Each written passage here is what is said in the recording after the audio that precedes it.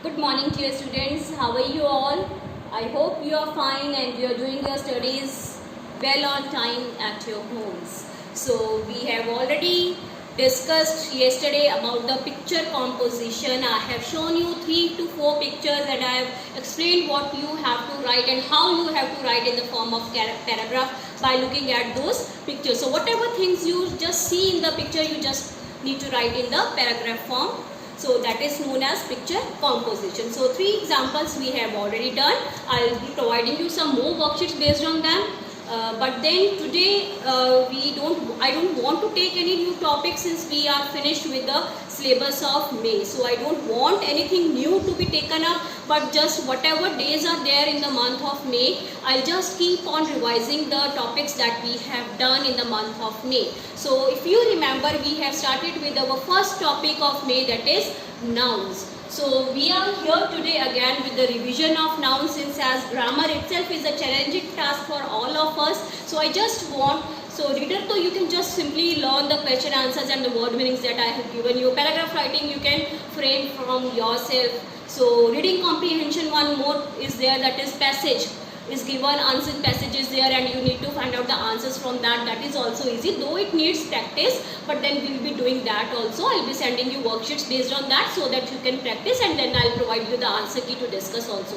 But then nouns is something in which there are some rules that you need to learn, that you need to understand along with the help of examples. So it is a practice exercise, so that I want to take along with you. So let's recall what are nouns, what are the types of nouns based on number and based on gender. So today we will revise nouns, the definitions that we have done along with examples. So let's start with nouns.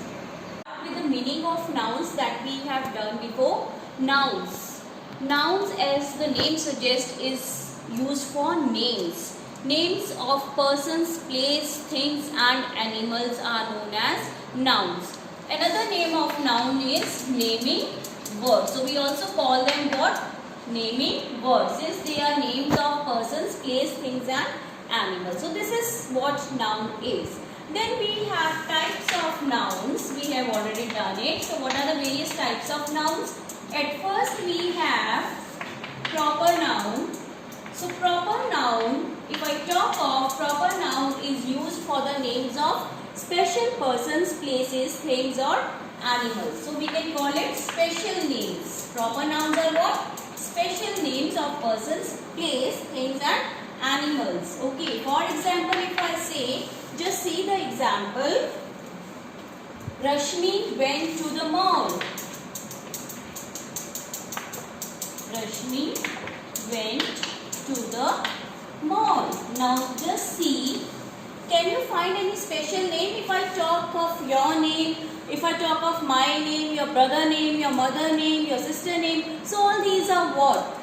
Your special names by which the person is identified. So these types of name are known as proper nouns. So in this sentence, for example, if I speak, it is Rashmi because it's a name of a special person. If I say the girl went to the mall, will you understand which girl I am talking of? No. So this means we are talking of special person Rashmi. So that is why it is a proper noun. Okay. Now see, Kashmir is a beautiful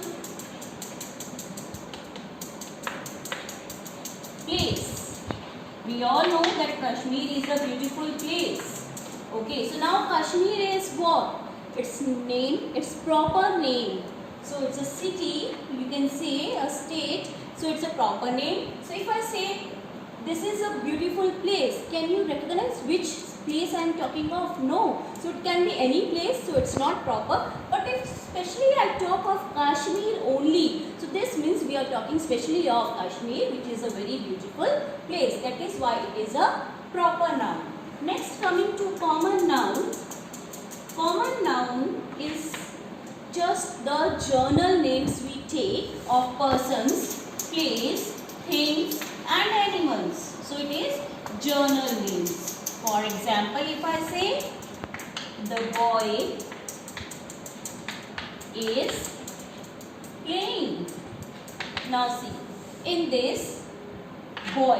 What is it? It's a journal name. Boy can be any. It can be Ram, it can be Sham, it can be Hari, it can be Pradeep. So a boy can be any. I'm not talking of any particular boy. If I say Hari is playing, then that will be your proper noun because I'm specially talking of only Hari. But here it can be any boy in general. So boy here is what? It is common noun. So this way we identify the nouns, whether it is proper noun or common noun. Simply if I say girl, girls are dancing. So it can be any girls. We don't know which girl we are referring to. Girls in general we are speaking that they are dancing. If I say Rita and Sita are dancing, so that means I am talking of those two particular girls who are dancing right now. So these two girls become special. So that is why Rita and Rita are what? Proper nouns. So I hope this is clear to you all. Similarly, if I talk of a chalk, this chalk is very thin. But then if I say that Dom's chalks are very thin, so chalk and Dom's chalk, there is a difference. With chalk, if I add on Dom, it refers to the company of the Dom and it is referring to a special company of which the chalk is made. So it is proper noun. If simply I talk of a chalk, it can be any company's chalk. So it is what? It's a common noun. So this was the proper noun and common noun. Let's come to the next type of noun, that is called collective noun. So just see collective noun now.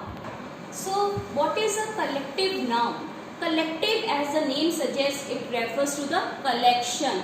When we talk of a group of people or things or animals, so we call it as a collective noun. For example, so it is a collection. If we talk of collection of persons, things, or animals, if we refer to them as whole.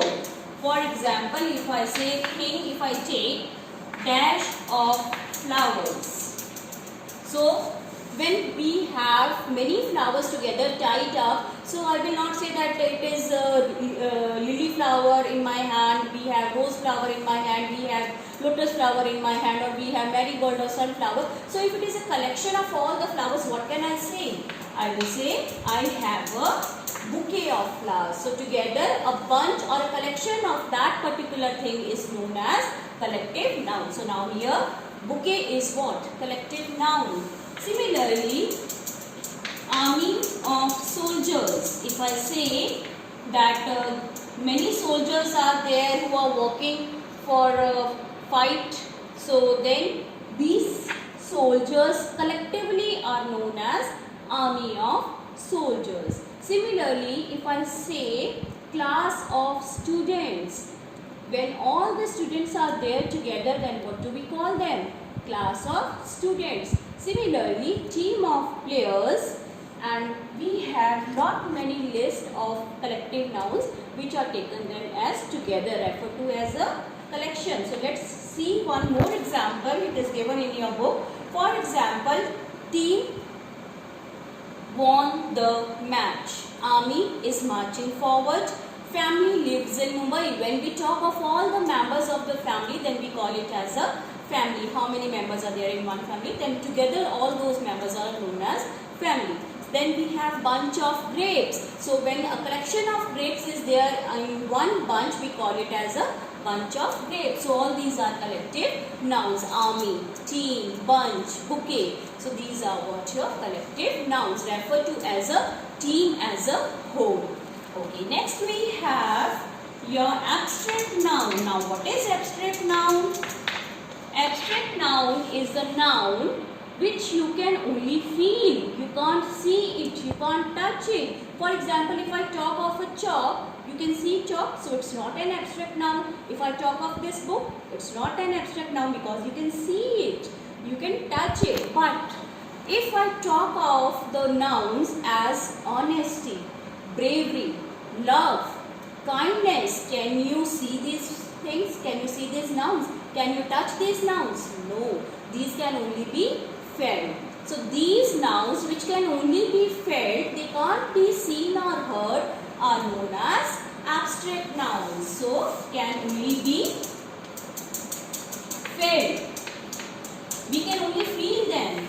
Example, bravery, kindness, love. So all these are what? Your abstract nouns. Courage. We have so many examples. Then coming to material nouns, or you can even say concrete nouns. So now what are material nouns? Material, as the name suggests, it is substance. What is the meaning of material? Substance. So material nouns are the nouns from which different other substances can be made. For example, if I talk of gold, if I talk of silver, if I talk of coin, what are these? These are materials. These are material nouns. From these nouns only, because other things can be made. Because from gold you might have seen that your mothers are wearing rings, fingers we have in which we wear rings. So these are what? These are simply materials from which other substances are obtained. So just take the example of now cotton. Cotton is what? It's a material, and from that material only what do we make? Cotton clothes. So now again, if I talk of silver, then we have silver coins. Again, substance silver is used to make coins of silver. So this way all the words are called concrete or material nouns from which other substances are made or produced. So examples are gold, silver, iron, from which other substances are made, like gates of your house. Simply take the example of this book. Now, what can be the material for this book? Can you tell me? Simple, it's paper. Book is made through what material? From paper. So paper is also what? Your material noun.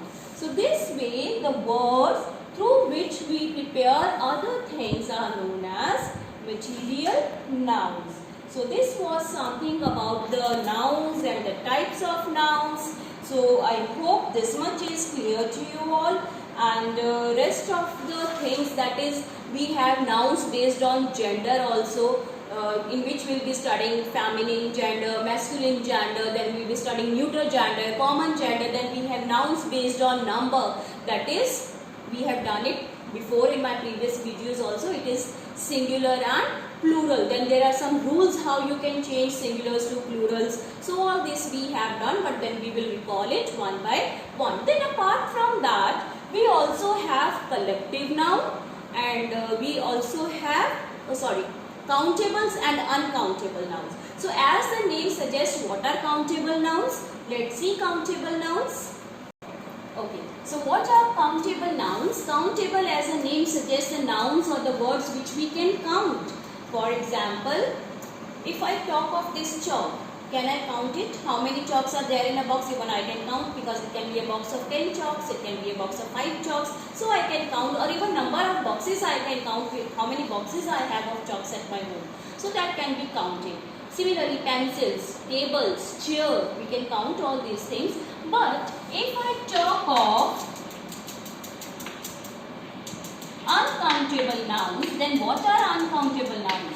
So uncountable nouns is just the opposite of countable nouns, which cannot be counted, uncounted. So it is the nouns, the words that cannot be counted. For example, let us see here and just compare it. It is table, it is pen, it is book. So these are all included in the list of countable nouns. Whereas if I talk of this, just see, sugar, tea, coffee, oil, water. Can you count all these things? No. We can only measure them.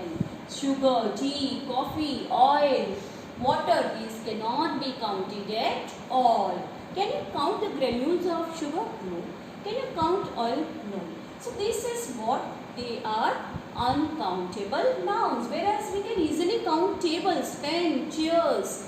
We can count books, notebooks, number of bags. So all these come under the category of countable nouns. So these are further divided into countables and uncountables. Apart from that, we have nouns based on number, that I have told you, singular and plural, and also nouns based on gender. So that we'll take tomorrow in our next video.